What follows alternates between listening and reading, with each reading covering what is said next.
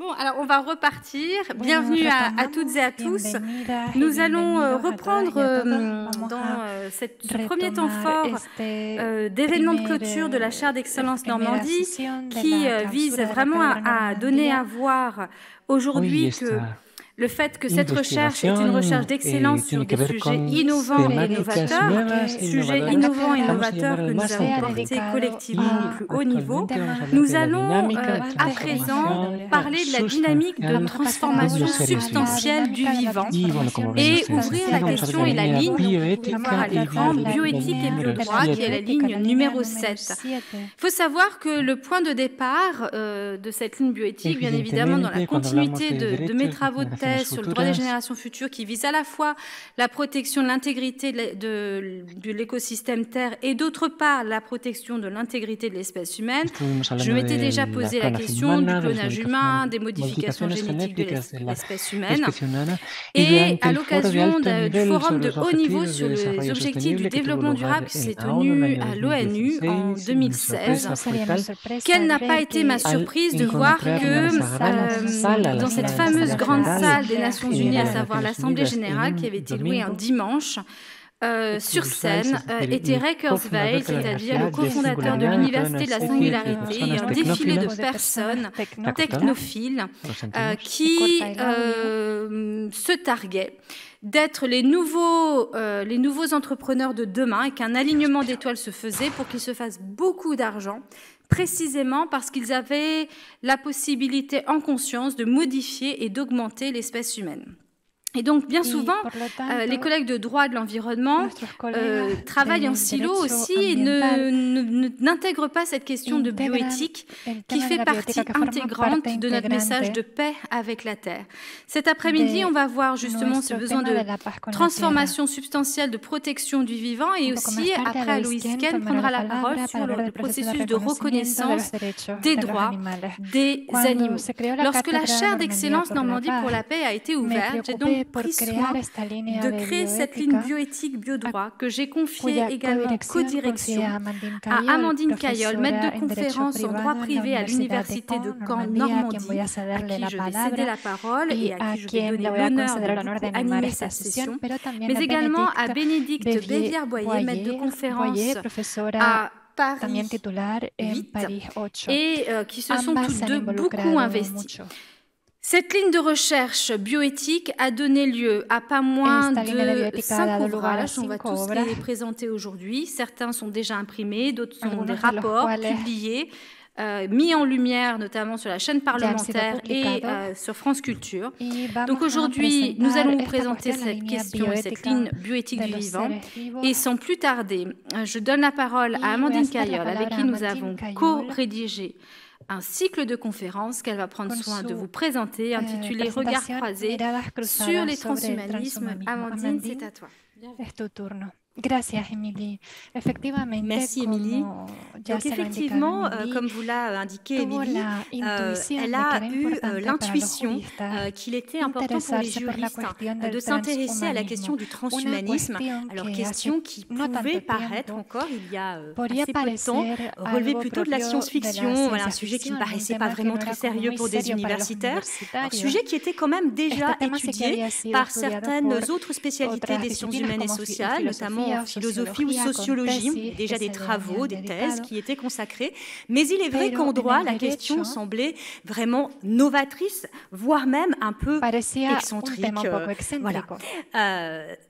Nous avons décidé de nous intéresser à ce sujet et effectivement, la première étape a été d'organiser ensemble 2 cycles de conférences pluridisciplinaires et internationales au sein de l'AMRSH de Caen, donc dès l'année universitaire 2018-2019, puis ensuite au cours de l'année 2019-2020. Donc à chaque fois, nous avons organisé 5 conférences dans ce cadre, donc tournant autour du transhumanisme, afin afin de chercher à mieux comprendre quelles sont les idées transhumanistes et en se demandant également quelle est la perception des différentes disciplines justement de sciences humaines et sociales, donc éventuellement les juristes, mais aussi les sociologues, les anthropologues, les philosophes, voire même également des représentants de différents courants religieux. Que pensent les religions du transhumanisme?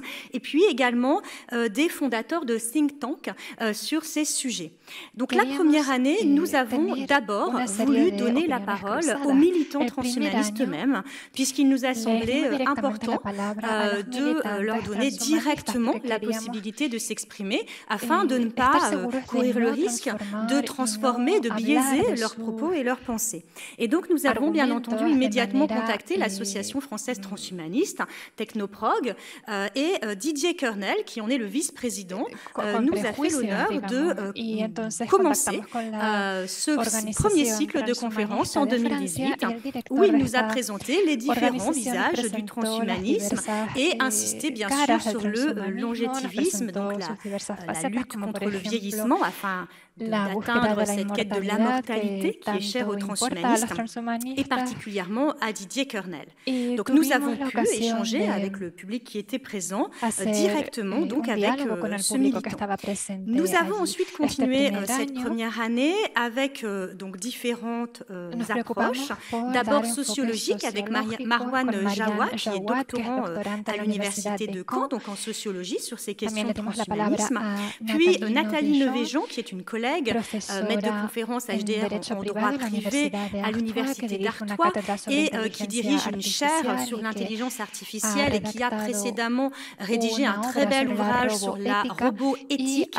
Et donc c'est à ce titre qu'elle était intervenue sur justement l'IA et droit au pluriel dans le cadre donc de ce cycle de conférences. Puis Daniela Serki, anthropologue à l'université de Lausanne, était intervenue sur la médecine améliorative. C'est un sujet qui a animé ses travaux depuis sa thèse, donc sachant qu'elle a pu aller au sein de laboratoires où des expériences se rattachant plus ou moins au transhumanisme, on va dire, ont été menées, avec donc toute une réflexion sur cette différence entre le thérapeutique et l'amélioratif, et le glissement qui insidieusement s'opère entre les deux.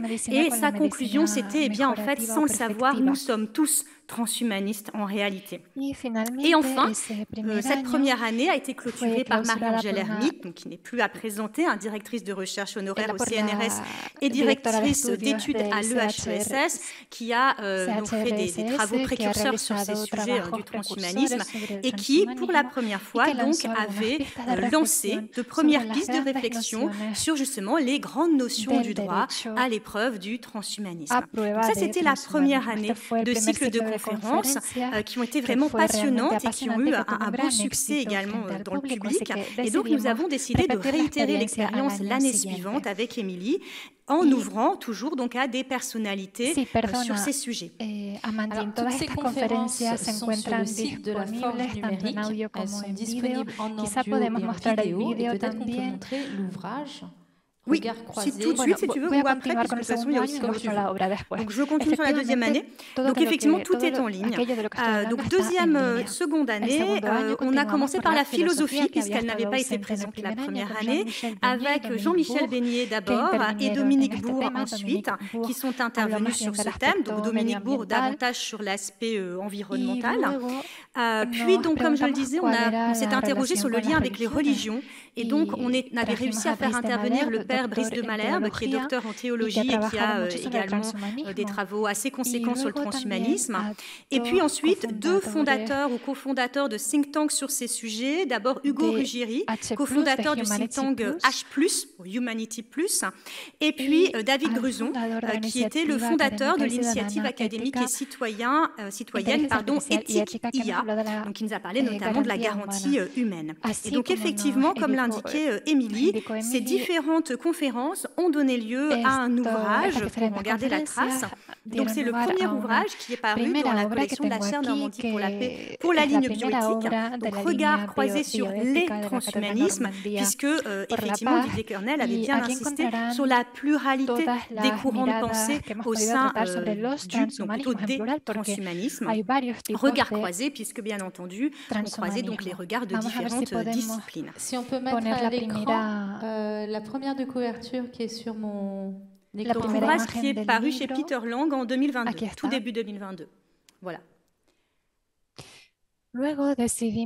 Ensuite, nous avons décidé d'approfondir nos recherches et nous avons donc déposé ensemble avec Émilie Gaillard un projet de recherche spontané auprès du GIP Mission de recherche droit et justice sur le thème transhumanisme au pluriel et droit au pluriel.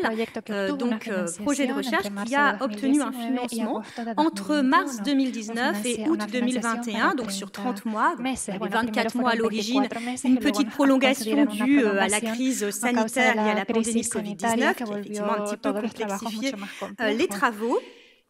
Donc, dans ce cadre, nous avions donc une équipe, là encore, pluridisciplinaire. Alors, bien sûr, de nombreux collègues juristes de différentes disciplines juridiques.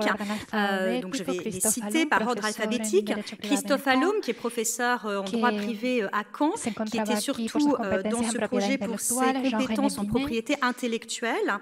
Jean-René Binet, qui, lui, était présent donc, pour les aspects de bioéthique. Aurore Catherine, spécialiste en droit de la santé. Mathias Couturier, donc pour les aspects de droit pénal et aussi de santé mentale, Marie-Angèle Hermite de nouveau, Nathalie Levéjean de nouveau, Marie Rota pour les aspects de droit comparé, notamment relatifs à la Cour européenne des droits de l'homme. Donc ça, c'était pour les juristes, plus donc Émilie et moi-même. Et puis, nous avions de nouveau des sociologues, donc nous retrouvons Marwan Jawad et Michel Dobré et également Frédéric Lemarchand, qui sont tous les deux donc professeurs en sociologie à Caen. Et puis pour la philosophie, nous avions Catherine Larère à nos côtés et Gabriel Dort, qui était à l'époque un tout jeune docteur en philosophie des techniques et qui a joué un rôle essentiel au cours de ce projet. On tient encore de nouveau à souligner son rôle et à le remercier, puisque Gabriel, dans sa thèse, avait mené une étude de terrain auprès des militants transhumanistes en France et en Europe. Et c'est grâce à lui que nous avons pu ensuite, au cours de ce projet de recherche, effectivement, aller à la rencontre de ces militants transhumanistes sur le territoire donc, européen. Peut-être préciser que cette mission de recherche droit et justice est rattachée au ministère de la Justice en France. Donc, à la suite, c'est l'Institut des... Donc maintenant, c'est l'IERDJ, effectivement, qui a pris la suite de cette... de ce GIP, Mission de recherche de droit et justice. Donc là, pendant un peu plus de 2 ans, nous avons mené donc une recherche qui visait à étudier les bouleversements sur les fondements anthropologiques qui sont à la base de nos grandes notions juridiques, bouleversements liés aux idées transhumanistes et aux réalisations transhumanistes. Et donc, la première année, nous nous sommes interrogés de nouveau, donc plus en détail, sur les idées transhumanistes. Et donc, de nouveau, même démarche, nous voulions d'abord aller au contact direct de ces militants transhumanistes. Donc, nous avons de nouveau rencontré des membres de l'association française transhumaniste Technoprog, donc Didier Kernel, mais aussi Marc Crooks, qui est le président, et puis d'autres militants de cette association.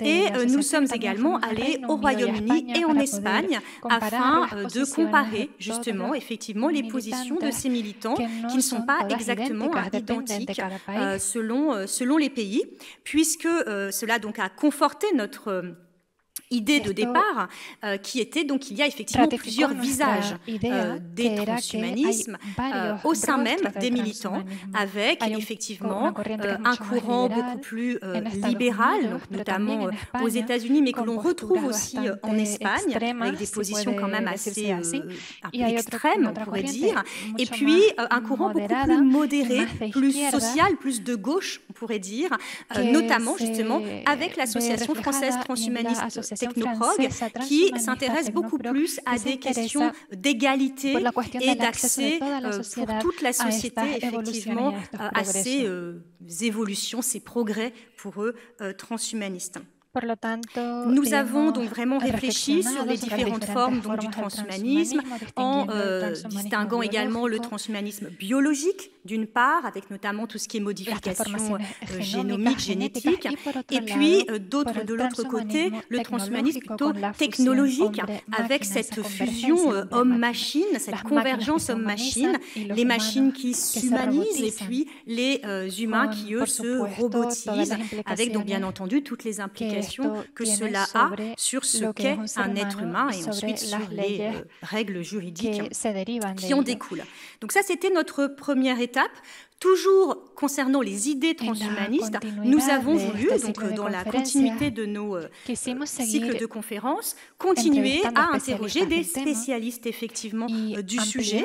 Et donc, nous avons un peu étendu à d'autres philosophes, d'autres religions aussi, puisque nous n'avions entendu jusqu'à présent que la religion catholique. Donc, nous avons étendu au protestantisme, au judaïsme également, d'autres experts dans ces domaines qui ont pu donc alimenter nos réflexions avec donc des entretiens qui ont été menés. Donc voilà pour les idées. Et ensuite, nous nous sommes intéressés aux réalisations. Puisque notre idée, dès le départ, était que justement, ces idées transhumanistes ne relèvent pas que de la science-fiction, j'insiste, et qu'il existe d'ores et déjà, dans nos sociétés, y compris en France, des réalisations qui peuvent être rattachées au transhumanisme.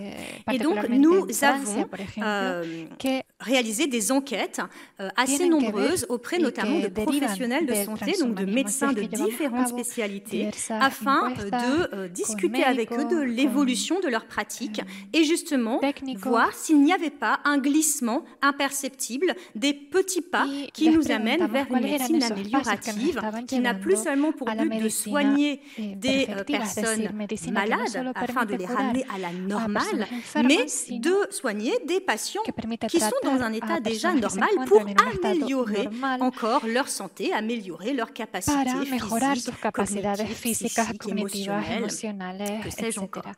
Et donc, effectivement, nous avons constaté qu'il y avait bien un tel glissement visible également dans les textes de loi, notamment au fur et à mesure des réformes bioéthiques, où l'on a une prise en compte d'une volonté d'aller au-delà des limites biologiques. On le voit avec des exemples très simples. Par exemple, la procréation médicalement assistée, qui en 1994 est exclusivement thérapeutique. Seulement des couples hétérosexuels en âge de procréer avec un critère d'infertilité. En 2021, c'est la PMA pour toutes, qui répond bien entendu à une demande sociétale forte, mais qui en attendant va effectivement au-delà des limites biologiques, sachant que le critère d'infertilité a en conséquence été supprimé des textes. Donc, ça n'est pour l'instant pas le cas, mais théoriquement, un couple hétérosexuel sans problème de fertilité pourrait tout à fait, par convenance personnelle, décider de recourir à la PMA, par exemple, pour bénéficier de diagnostics préimplantatoires, etc. Autre exemple, dans cette volonté de dépasser les limites biologiques, l'autoconservation des gamètes, qui initialement n'était autorisée que dans des cas thérapeutiques. Donc, par exemple, une personne atteinte d'un cancer qui allait subir des traitements qui pouvaient avoir des conséquences sur sa fertilité pouvait préserver ses gamètes en vue de les utiliser après, donc de ne pas perdre sa fertilité du fait des traitements qui lui étaient donnés. Désormais, cette autoconservation des gamètes est permise sans raison thérapeutique, donc bien sûr avec des conditions d'âge, mais je peux, parce que je décide de faire passer ma carrière dans un premier temps avant ma vie familiale, ou parce que je n'ai tout simplement pas trouvé encore la bonne personne pour procréer, décider d'autoconserver mes gamètes afin de pouvoir ensuite, à un âge plus âgé, plus avancé, eh bien, avoir des gamètes qui sont encore, bien sûr, plus efficace, on va dire, qu'avec le vieillissement.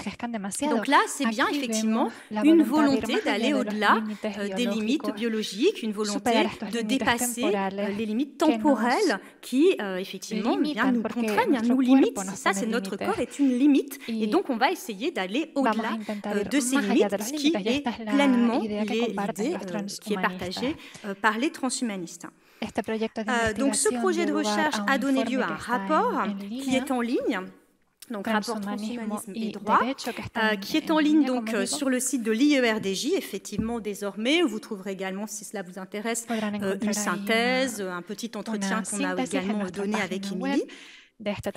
Et à l'issue de ces travaux, nous avons ensuite organisé, donc toujours dans le projet JIP-IERDJ, des séminaires justement sur les grandes notions du droit à l'aune du transhumanisme. Et nous avions donc choisi 5 grandes notions: la personne, la responsabilité, la propriété, les droits fondamentaux et la souveraineté, avec donc un groupe de travail collectif à chaque fois.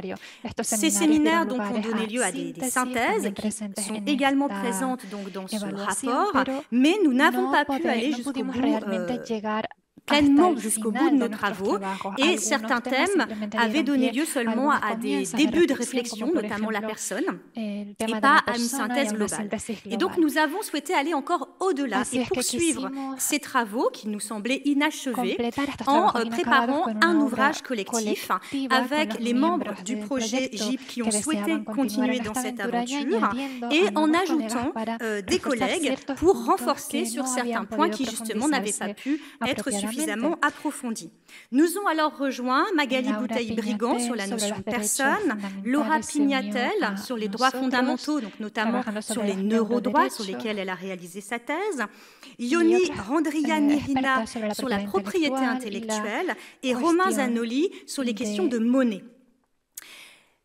Nous avons donc ainsi réalisé cet ouvrage, Les grandes notions du droit à l'aune du transhumanisme. Je crois qu'Émilie va mettre la couverture, qui va donc paraître là très prochainement aux éditions Marie-Martin, donc toujours dans la collection de la chaire Normandie pour la paix. Donc apparemment, normalement, il devrait être mis en vente le 21 septembre, donc c'est très bientôt. A la venta el día 21 de septiembre, o sea que muy pronto.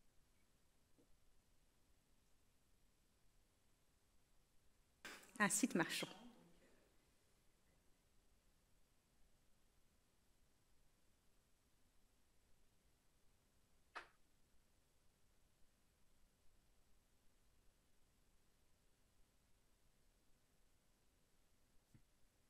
C'est ça.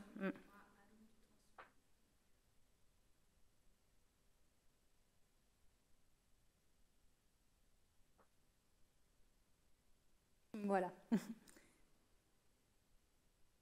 Donc, grande notion du droit à l'aune des transhumanismes. Donc, transhumanisme au pluriel, toujours.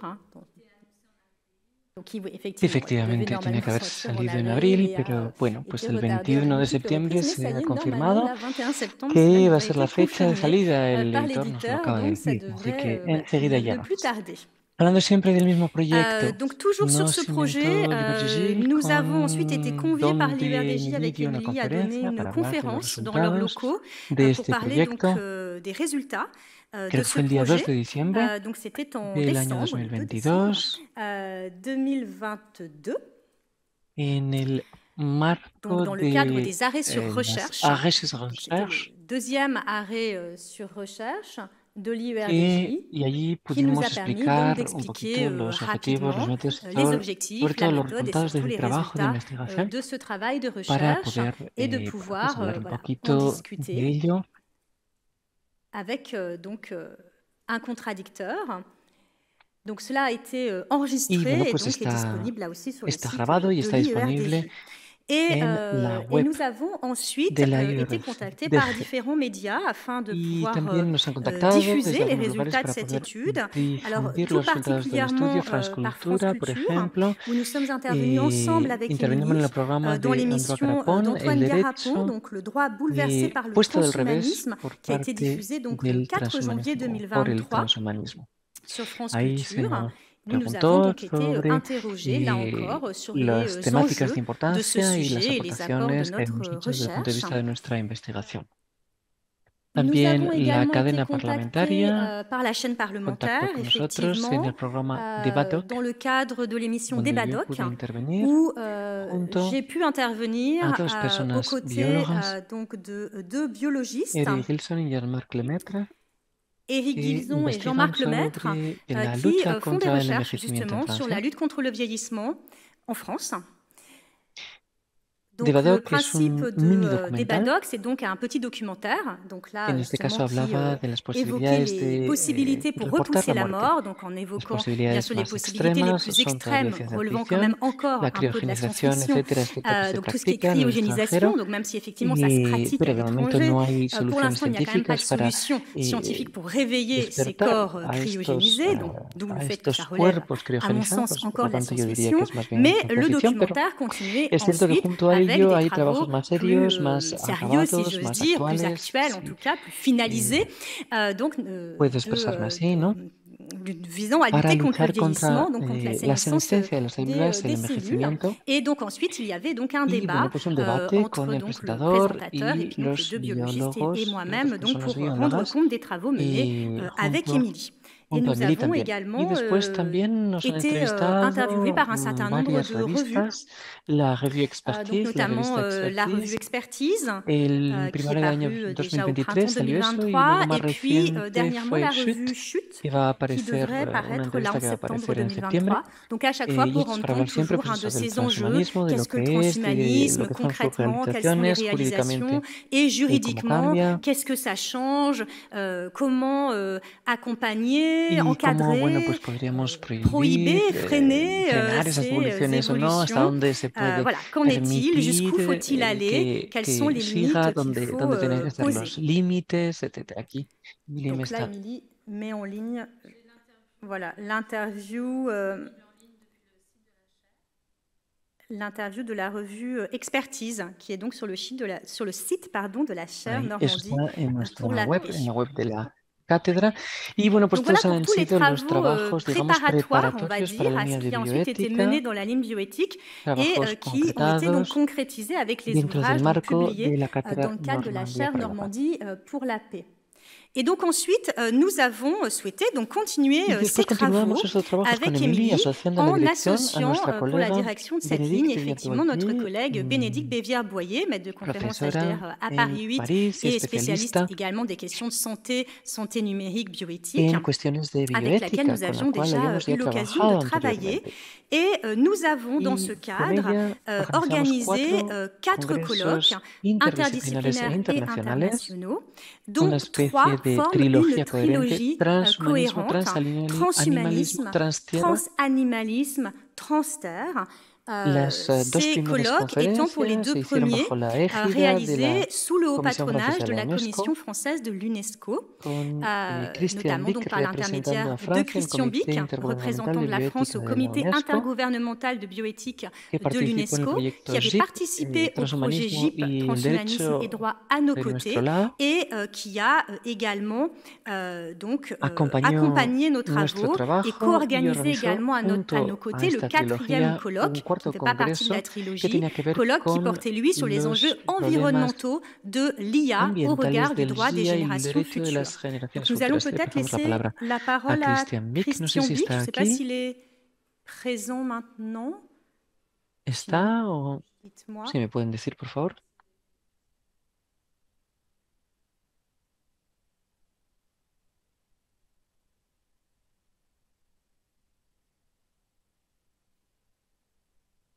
Non.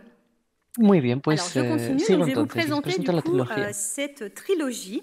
Donc l'idée, il y a une unité bien sûr dans cette trilogie. Hein, vous voyez bien, c'est le terme transhumanismo, transanimalismo, transanimalisme, transterre. Donc notre idée a été qu'il y avait effectivement un mouvement d'ensemble, de transformation du vivant, hein, comme s'intitule cette conférence, sous l'influence donc des évolutions technologiques, avec une volonté partagée d'aller donc au-delà des limites normales, aussi bien de l'humain avec le transhumanisme que de la nature animale avec le transanimalisme et même que la nature de l'environnement en entier, de la Terre elle-même, que l'on va chercher également pour laquelle on va chercher également à aller au-delà de ces limites normales. Donc d'abord, transhumanisme, c'est le plus connu, c'est ce qui s'inscrit le plus donc, dans nos travaux antérieurs. On a voulu axer sur cette question de la médecine améliorative qui nous avait vraiment beaucoup marqué lors de nos travaux, sur le fait justement que c'est quelque chose de concret, de sérieux, et que ce n'est pas juste des idées un petit peu fantaisistes relevant de la science-fiction.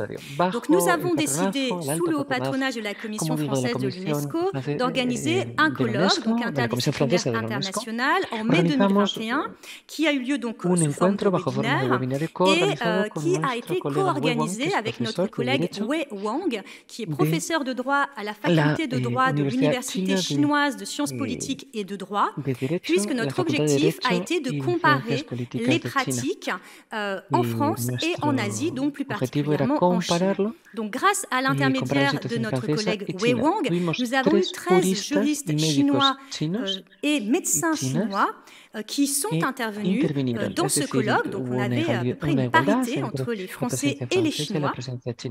Donc volonté d'un colloque bien sûr transdisciplinaire de nouveau, puisque ce ne sont pas des questions que les juristes peuvent traiter seuls. Donc nous avions là encore des sociologues, des anthropologues, des philosophes et bien entendu des médecins qui intervenaient. L'objectif étant justement de croiser les regards entre chercheurs de différentes spécialités et praticiens, avec donc justement des médecins qui, comme dans le cadre de nos travaux antérieurs, ont parlé justement de l'évolution de leurs pratiques et de ce glissement réel, concret de la médecine thérapeutique vers une médecine en partie améliorative. Donc ce colloque a décliné donc 4 tables rondes. D'abord une première table ronde pour faire un état des lieux qui s'intitulait Regards croisés médecins et juristes. Donc justement, qu'est-ce que la médecine améliorative? Oui, ça existe. Comment les juristes s'en emparent? Puis une deuxième table ronde sur la vision sociétale de l'homme augmenté, donc justement comment la société accepte ou pas cet homme augmenté, donc avec les regards des sociologues, anthropologues, philosophes. Ensuite, la médecine améliorative est-elle autorisée, limitée ou prohibée? Donc là, le rôle du droit face à cette médecine améliorative. Et enfin, le défi de la préservation de l'humanité face au développement de la médecine améliorative, puisqu'il y a effectivement des enjeux forts. Qu'est-ce que l'être humain? Qu'est-ce que l'humanité? Jusqu'où peut-on aller dans la transformation de l'humain pour quand même préserver son intégrité? Donc cet ouvrage, ce colloque, a donné lieu justement là aussi bien sûr à un ouvrage qui rend compte donc de ces communications, ouvrage qui est sous presse, donc toujours dans la collection de la Chaire Normandie pour la paix aux éditions Marais Martin, et qui est prévu donc à la mise en vente tout début 2024, donc en janvier-février 2024. Donc là, tout est prêt, mais il faut attendre un peu pour le processus éditorial, bien entendu. Deuxième temps de la trilogie, je continue, Émilie. Donc le deuxième temps, transanimalisme. L'animal augmenté entre utilité et protection. Donc là, c'est l'idée de décliner cette volonté d'améliorer. Alors je m'arrête, nous avons Christian Bick qui est présent. Donc je laisse la parole à Christian Bick, donc représentant de la France au comité intergouvernemental de bioéthique de l'UNESCO, qui a donc participé, comme je le disais, au projet de recherche JIP, Mission de recherche droit et justice, transhumanisme et droit, qui a co-organisé à nos côtés donc le colloque sur les enjeux environnementaux de l'IA et qui a donc accompagné tous nos travaux, puisque de nombreux colloques ont été donc réalisés, je l'ai dit, sous le haut patronage de la Commission française de l'UNESCO. Christian, vous avez la parole. Bienvenido, Christian, qui se connecta desde Ottawa. Bienvenue, Christian, qui se connecte depuis Ottawa et qui est l'un des fervents soutiens de la Chaire Normandie pour la paix, qui l'encourage depuis le début à devenir une chaire UNESCO. C'est à vous, Christian. On vous voit. Il faut mettre votre micro. Votre micro est coupé, Christian. Bienvenue, bienvenue. Maintenant, tout est bon, on vous voit. Sí, muchísimas gracias, dice Cristian. Merci a vous. Muy contento de estar aquí presente con ustedes. El trabajo que llevan ustedes a cabo lo han hecho con gran compromiso y dentro de una dimensión que se marca dentro de los trabajos llevados a cabo por la UNESCO y por la Comisión Francesa en particular. Quizá podría situar un poquito el contexto que nos llevó a querer colaborar con su proyecto vinculado a la idea de mejoramiento y a las ideas políticas y sociales que hay detrás. Hay una transición profunda entre dos periodos históricos que trae promesas, pero un tanto inciertas con respecto a su realización. El posthumanismo nos deja entrever la injerencia de las nuevas tecnologías, la construcción individual de nuestros modos de vida, que podrían cambiar radicalmente por causa de estas tecnologías, como podrían también cambiar la naturaleza en sí misma. Hay un nuevo mundo que se abre y que podría originar un auténtico apocalipsis. ¿Cómo poder intervenir ahí? Tenemos una desorientación y nos impide escribir el destino de nuestro propio futuro si no es con el prefijo post. Antaño, las grandes guerras nos impidieron elaborar nuestro futuro. El transhumanismo, el transanimalismo, puede traer una nueva ideología. No se presenta como un proyecto ideológico, sino que se presenta como el fruto de los desarrollos de la ciencia y de la técnica.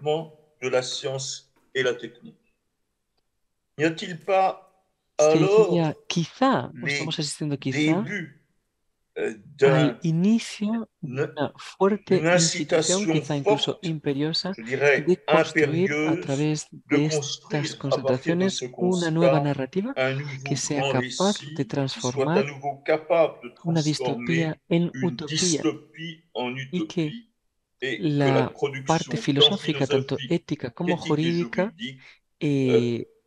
podría contribuir a ello. El papel del derecho en la apropiación de estas nuevas realidades habría de ser importante. El trabajo de la Cátedra Normandía por la Paz es un desmentimiento, un desmentido profundo de estas nuevas corrientes. Estas nuevas corrientes no son ya ciencia ficción, sino que son una realidad y es necesario aprenderla tanto para conocerla profundamente como para regularla. La Comisión Francesa para la UNESCO, desde el año 2018, hace un seguimiento de la inteligencia artificial y del transhumanismo. Es un espacio de convergencia entre la comunidad académica francesa y la UNESCO, la Organización del Sistema de Naciones Unidas, que se ocupa de reflexionar y crear programas a los desafíos de la ciencia y la tecnología. La Comisión Francesa tenía que actuar desde el debate público, o digamos volcada al debate público, para que esos debates puedan aportarnos a todo el mundo y también a las instituciones internacionales. Hay que tomar conciencia, suscitar el análisis, las hipótesis y medir la validez según nuestros conocimientos y nuestros argumentos y dar útiles de decisión necesarios para construir un futuro y También, por ello, construir valores sociales. Ese es el objetivo por el cual queremos trabajar conjuntamente en beneficio de las generaciones actuales y futuras. Con gran placer, saludo las iniciativas de la Cátedra Normandía para la Paz y, en particular, la energía de sus responsables, miembros y colaboradores al llevar a cabo este combate de la reflexión para la acción. Sigamos con estas personas con tenacidad y humildad y esperanza, más de lucidez, intentar construir el futuro. La cuestión de la medicina mejoradora, ya no reparadora, sino mejoradora, hay que seguirla con gran atención, porque lo que hoy es mejora, mañana quizás sea considerado como reparación, vistos los usos que estamos haciendo de nuestros cuerpos. Pero la mejora del rendimiento en sí mismo no tiene sentido si no es un ejemplo y una demostración de los valores y de los objetivos, no solo compartidos, sino conformes a los principios y valores éticos. En este sentido, trabajamos desde hace ya 30 años para,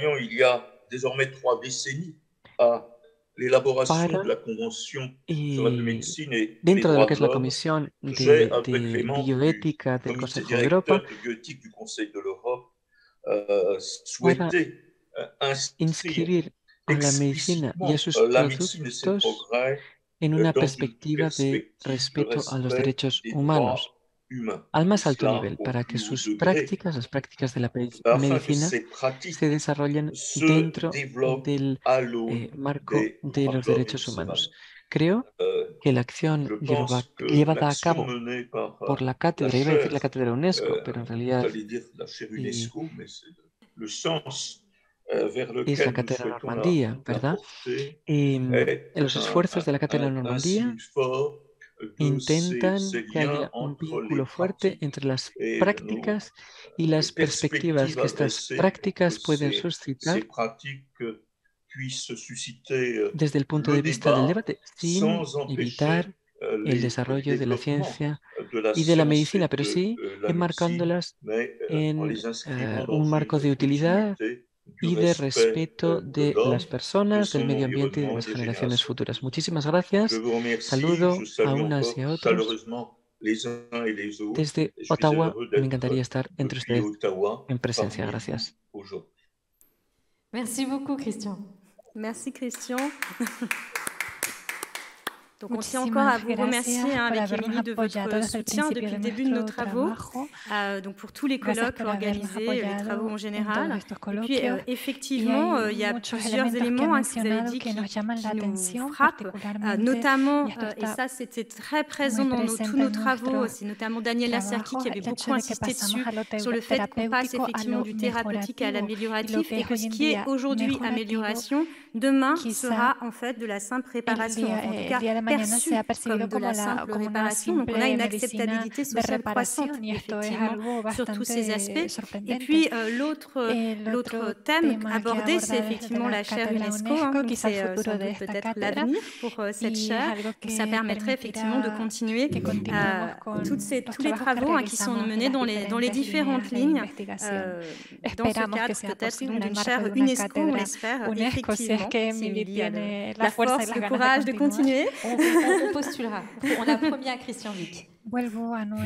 Alors, donc, je reviens à notre trilogie. Donc, deuxième temps, le transanimalisme. Donc, toujours cette idée qu'avec les technologies, on va pouvoir aller donc au-delà des limites biologiques naturelles, cette fois de l'animal. Donc, animal qui va être augmenté. Donc, on va aller au-delà de ses capacités physiques normales. Alors là, bien sûr, la grande différence par rapport à l'humain augmenté, c'est que ce pauvre animal augmenté, si j'ose dire, il n'est pas tellement augmenté pour lui-même. Non, il est augmenté plutôt pour, bien sûr, satisfaire les besoins, les envies humaines, puisque nous sommes, malheureusement, en tout cas dans nos sociétés occidentales, puisqu'on a bien vu que c'est très différent, notamment auprès des peuples autochtones, dans un droit, une société et un droit qui est très anthropocentré. Donc, si l'homme s'augmente, bien sûr, c'est pour son propre intérêt. En revanche, quand l'homme modifie l'animal, c'est toujours dans l'intérêt de l'homme. Donc là aussi, colloque toujours sous le patronage de la Commission française de l'UNESCO, colloque toujours, bien sûr, international et pluridisciplinaire. Donc, nous avions cette fois des juristes, mais aussi donc toujours des sociologues, des philosophes, historiens du droit également, sciences politiques, éthiques, et puis donc des biologistes, informaticiens, donc pour voir comment justement les animaux peuvent être modifiés dans l'intérêt des hommes.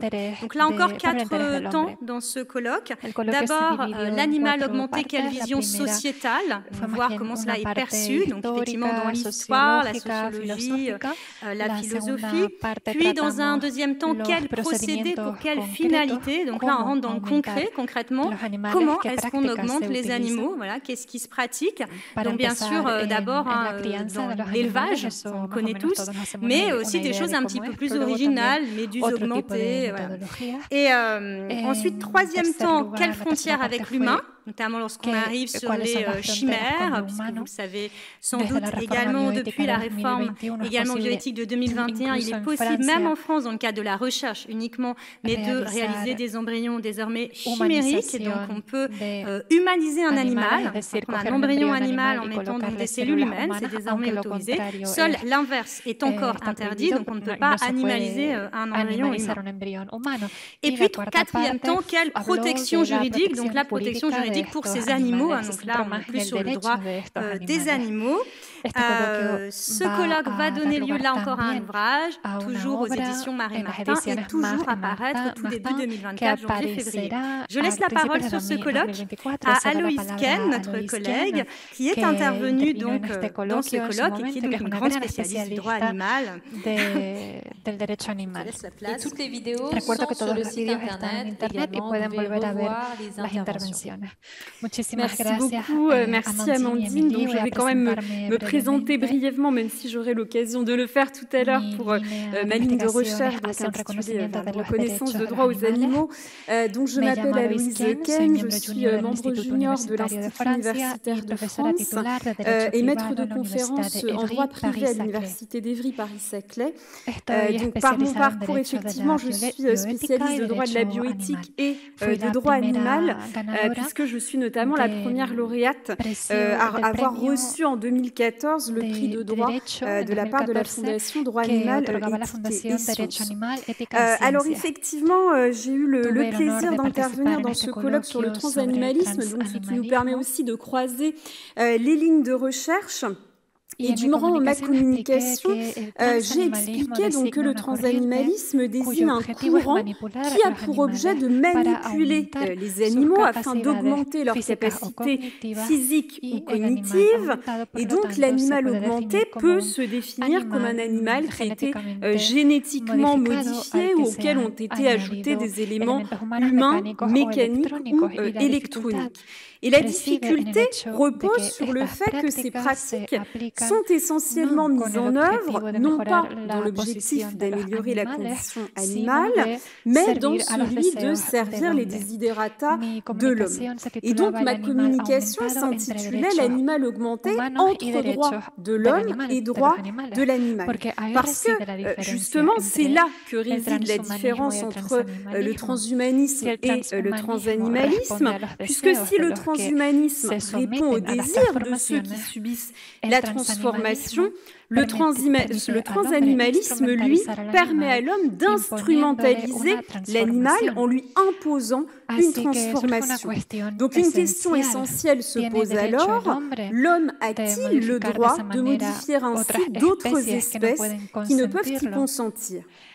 Je suis en tout cas intimement convaincue que les droits de l'homme doivent être envisagés de manière globale, en interdépendance avec les autres êtres vivants. Je peux d'ailleurs citer une citation de Jean-Marie Coulon, qui est magistrat honoraire, très impliqué également dans le droit animal, qui a rappelé justement qu'il est souvent argué à tort une forme de rivalité entre les droits de l'homme et les droits de l'animal. Il explique qu'après une longue histoire, les droits déjà proclamés ou adoptés et les droits en devenir s'entrecroisent dans le cheminement de la pensée éthique. L'on sait bien qu'il existe des critiques réclamant de se préoccuper davantage et d'abord des souffrances humaines et des droits de l'homme avant de réclamer des droits pour les animaux. Cet argument est basé sur la prémisse que la souffrance humaine a une importance plus grande que la souffrance animale. Le fait que les humains puissent ressentir des souffrances particulières n'exclut pas que l'on doive éliminer toute forme de souffrance évitable. Au contraire, le ressenti de la douleur par l'homme devrait le conduire à concevoir que l'animal peut lui aussi avoir ce type de sensation. Les souffrances ne se comparent pas, elles s'ajoutent et se nourrissent souvent aux mêmes sources. Alors il convient donc de mettre en place un régime protecteur de l'animal face à ces sélections, à ces manipulations génétiques et corporelles. Et le droit de la bioéthique est, selon moi, le mieux à même de répondre à cette nécessité. En ce sens, la Déclaration universelle sur la bioéthique et les droits de l'homme de l'UNESCO, adoptée le 19 octobre 2005, affirme dans son préambule que les êtres humains font partie intégrante de la biosphère et qu'ils ont un rôle important à jouer en se protégeant les uns les autres et en protégeant les autres formes de vie, en particulier les animaux. C'est en ce sens que le cancérologue Van Rensselaer-Potter l'envisageait lorsqu'il a utilisé ce terme pour la première fois en 1971 dans son ouvrage Bioethics, Bridge to the Future. Et selon lui, le domaine de la bioéthique devait englober toutes les dimensions concourant à la survie de l'espèce humaine et de la planète, avec l'écologie, la vie animale, le bien-être de l'humanité. Et donc la bioéthique ne doit pas être réservée à la vie humaine. La bioéthique, c'est l'éthique appliquée au vivant ou l'éthique commandée par la vie. À ce titre, il est intéressant de signaler une tribune publiée dans Le Monde en juillet 2019 par un collectif d'universitaires et de scientifiques qui était intitulé « Peut-on soulever des problèmes bioéthiques et oublier les animaux ?» Alors, après avoir rappelé l'alinéa 3 de l'article 16-4 du Code civil, lequel prévoyait avant la 3e révision des lois de bioéthique que sans préjudice des recherches tendant à la préservation et au traitement des maladies génétiques, aucune transformation ne peut être apportée au caractère génétique dans le but de modifier la descendance de la personne. Cette tribune alertait à juste titre sur le fait que toutes ces procédures qui sont interdites chez l'homme sont mises en œuvre chez l'animal. Depuis de nombreuses années chez la souris ou le rat, ainsi que chez le chien, et plus récemment au Japon ou en Chine, chez le primate non humain. Chez ce dernier, l'un des objectifs affichés des chercheurs est de créer des lignées de primates porteurs d'un gène pathogène afin de disposer d'un modèle animal plus proche de nous que la souris sur le plan physiologique, anatomique et génétique. Et les chercheurs prennent soin de souligner que cette orientation pose un problème éthique dans la mesure où cela conduit à faire naître des êtres sensibles et intelligents, proches de nous d'un point de vue phylogénétique, avec un phénotype très altéré qui les fait souffrir. Pourtant, il est particulièrement particulièrement cruel de créer des animaux atteints de maladies graves seulement dans le but potentiel d'améliorer la compréhension des maladies humaines. Alors, il a été proposé de créer un chapitre dans la future loi de bioéthique indiquant les limites à ne pas transgresser dans l'utilisation des animaux à des fins de recherche médicale. Effectivement, peut-on soulever des problèmes de bioéthique et même parler d'éthique quand on crée des animaux malades à des fins de recherche? Alors j'en terminerai par là. Si l'animal a commencé à intégrer doucement le droit de la bioéthique par la loi du 2 août 2021, ce n'est pas dans un objectif de protection, mais par le biais de l'autorisation de création d'embryons chimériques obtenus par transplantation de cellules humaines dans des embryons animaux. Alors s'il y aurait beaucoup à dire à ce sujet également, en tout cas j'appelle de mes vœux que le droit de la bioéthique se saisisse de l'ensemble des manipulations génétiques et corporelles appliquées à l'animal en tenant compte du respect de l'animal et de sa valeur intrinsèque. Voilà, je vous remercie. Muchísimas gracias, Aloïse. Merci beaucoup, Aloïse. Donc, effectivement, le colloque Transanimalisme présentait le grand intérêt d'être au croisement effectivement, de nos lignes de recherche, où on voit, ça rejoint tout à fait ce que tu disais, qu'on ne peut pas penser le vivant humain sans penser aussi le vivant qui l'entoure, notamment les animaux. Et donc, la troisième étape de la réflexion, c'est d'aller encore au-delà. Troisième colloque, Transterre, cette fois, donc toujours l'idée que les évolutions technoscientifiques permettent désormais d'aller au-delà des limites de la Terre elle-même, notamment donc avec tout ce qui relève de la géo-ingénierie. Donc un colloque qui a eu lieu tout récemment en juin 2023, donc toujours colloque bien sûr international et interdisciplinaire, avec 3 tables rondes cette fois qui se sont succédées. Tout d'abord, regard croisé sur la Transterre, la Terre transformée par la géo-ingénierie. Donc pour voir justement en pratique de quoi s'agit-il, qu'est-ce qu'on transforme. Puis dans un deuxième temps, la Terre, la Transterre appréhendée par le droit international, donc quelles sont les règles qui existent. Et enfin, de manière plus prospective, un troisième temps, la Transterre, quel droit imaginer pour protéger quand même donc la Terre qui nous entoure. Je vais laisser la parole à Émilie Gaillard qui va vous en dire un peu plus sur ce colloque. Alors, c'est un colloque pour lequel on était très engagés pour l'organiser. Il faut savoir que dans l'actualité internationale, postérieurement à l'organisation de ce colloque, la Commission de droit international de l'ONU vient de rendre un rapport dans lequel elle alerte sur le fait que la géo-ingénierie porte atteinte aux droits fondamentaux. Et donc, il y a à l'heure actuelle une réflexion d'envergure mondiale sur la géo-ingénierie. Donc, nous avons sur le site internet toutes les vidéos. Donc là, ici, vous avez des sommités qui sont intervenues dans ce colloque, notamment Clive Hamilton, sur les réflexions historiques, comment on est arrivé à cette Transterre, à modifier à très grande échelle les grands équilibres écologiques de la Terre. Il s'agit vraiment de changer les grands équilibres, que ce soit par les airs, par les mers. Donc Lili Fur, qui est intervenue pour le nom du Centre international du droit de l'environnement, elle est directrice du service de recherche et donc de plaidoyer contre la géo-ingénierie pour protéger nos droits. Nous avons eu un exemple très concret par rapport à la gouvernance internationale du climat et la question de l'atmosphère. Sur le droit international, à nouveau, nous avons eu l'immense honneur d'inviter des sommités comme José Juste Ruiz, qui est la personnalité qui m'a alerté le premier en 2016 sur la géo-ingénierie, puisqu'il assistait à une conférence internationale et le verrou juridique qui permettait de protéger nos mers et nos océans contre la géo-ingénierie, il l'a vu se faire tout simplement effacer.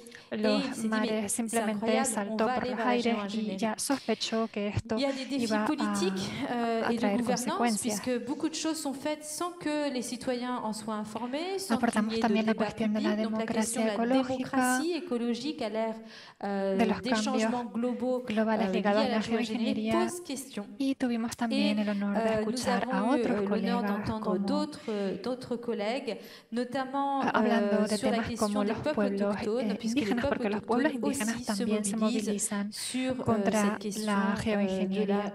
la A menudo la géoingénierie, geoingeniería qui est bien souvent déformée. C'est comme quand on s'est lancé. Il faut savoir qu'avec cette chaire d'excellence Normandie pour la paix, sur cette ligne bioéthique, et je me remercie beaucoup Amandine Caillol et Bénédicte Bévière-Boyer, en estas líneas que hemos llevado en la Cátedra Normandía por la Paz, nos salimos de nuestra zona de confort, no investigamos sobre el divorcio o no sé, ese tipo de temas, con todo el respeto que tenemos a este tipo de temas, pero nosotros nos situamos un poco fuera de los senderos marcados y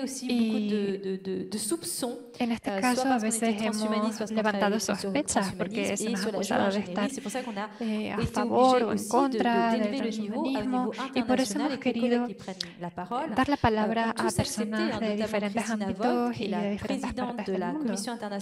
Todos los expertos a los que acudimos aceptaron participar en nuestros coloquios. Así es que incluso fuera de las zonas de confort del derecho, estas personalidades del mundo jurídico nos tuvieron la suficiente confianza como para participar. Et donc, parallèlement à ce cycle de 3 colloques, nous avons aussi réalisé donc un 4e colloque, cette fois donc sur les enjeux environnementaux de l'IA au regard du droit des générations futures. Donc, colloque qui avait été donc toujours organisé par Bénédicte Bévière-Boyer, Midi Gaillard et moi-même, mais aussi cette fois par Christian Bick, et donc colloque qui était bien sûr toujours sous le patronage de la Commission française de l'UNESCO. Donc, c'était toujours donc un colloque interdisciplinaire, donc des juristes, mais aussi des spécialistes en éthique, philosophie, sociologie, colloque international, bien entendu, avec 5 temps forts. Premier temps, penser le transhumanisme et l'IA par une éthique environnementale. Deuxième temps, appréhender la réalité et les enjeux de la dimension environnementale de l'IA pour les générations futures. Troisième temps, penser le transhumanisme par la déclaration de droits transcendantaux de générations futures. Quatrième temps, quelle IA pour les générations futures. Et enfin, 5e temps, quelle responsabilité et sobriété pour l'environnement et les générations futures à l'ère de l'IA. Donc là encore, les actes de ce colloque donneront lieu prochainement à publication. Voilà, j'en ai terminé pour la présentation de cette ligne. Je ne sais pas si Émilie, tu veux ajouter quelque chose. En nuestra página de internet todavía no están disponibles todos los videos.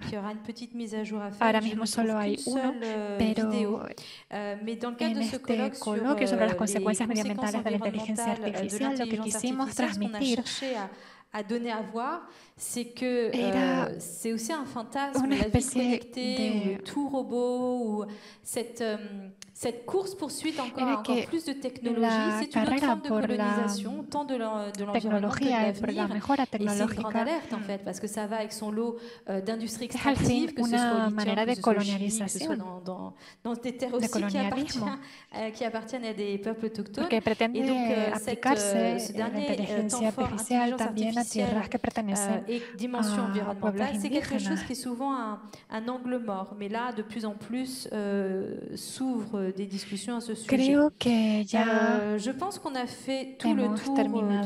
J'avais prévu encore 3 quarts d'heure de plus, donc c'est bien, on avance. On est largement dans les temps, mais je pense qu'on a largement vamos muy bien con los tiempos, pero mejor que no sobre tiempo. No sé si quizá es momento de iniciar una ronda de preguntas y respuestas.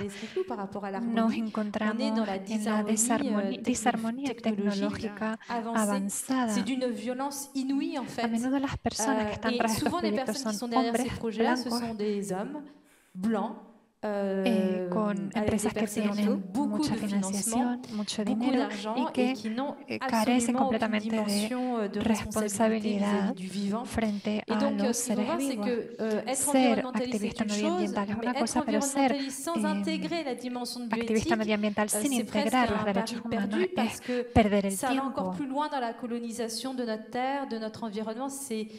Porque de otro modo mantenemos el espíritu colonialista y si estamos en un momento histórico C'est précisément parce qu'on n'a pas décolonisé nos esprits, on n'a pas décolonisé nos institutions. Et tous ces combats, on voit, ils sont tous liés les uns aux autres. C'est vraiment la question du rapport aux limites, en fait, à chaque fois. Vouloir dépasser sans cesse les limites et une sorte de foi aveugle dans les technologies qui permettraient d'améliorer sans cesse, alors qu'on peut au contraire se demander si en franchissant les limites, on est en train de détruire justement ce qui nous entoure, voire nous-mêmes, avec le transhumanisme, si on va jusqu'au bout de ces idées. Donc l'objectif, c'était vraiment effectivement de rendre visibles ces questionnements sans forcément avoir de réponse sur des sujets qui, en tout cas, quand on a commencé à travailler dessus, étaient quand même émergents et effectivement assez invisibles. Voilà, le transhumanisme, peu de gens à l'époque en avaient entendu parler, en tout cas chez les juristes, et ça semblait vraiment très fantaisiste. Non, c'est un vrai sujet dont il faut s'emparer.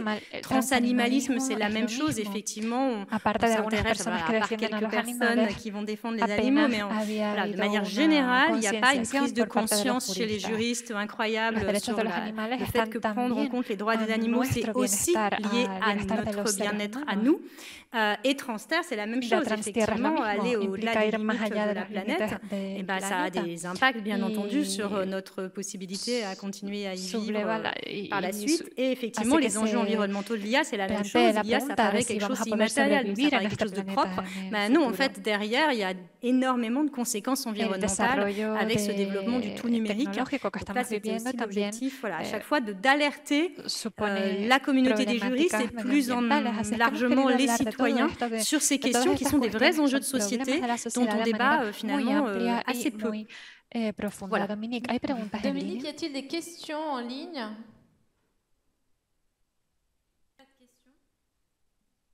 Christine, tu veux réagir? Non?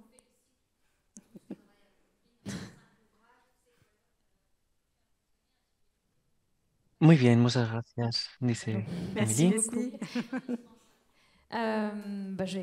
Muy bien, pues vamos a cerrar la sesión. Muchísimas gracias por cette session. Donc merci beaucoup Leslie pour les félicitations. C'est vrai que ça a été du travail de terrain. Parce qu'on est allé aussi à la rencontre des transhumanistes. Alors ce qui est très étonnant, c'est qu'il y a un institut à Oxford sur le Future of Humanity avec les mêmes thèmes que la chaire sur les risques existentiels, mais ce sont des transhumanistes derrière. Et souvent, ce sont ces personnes-là qui sont consultées, y compris à l'ONU.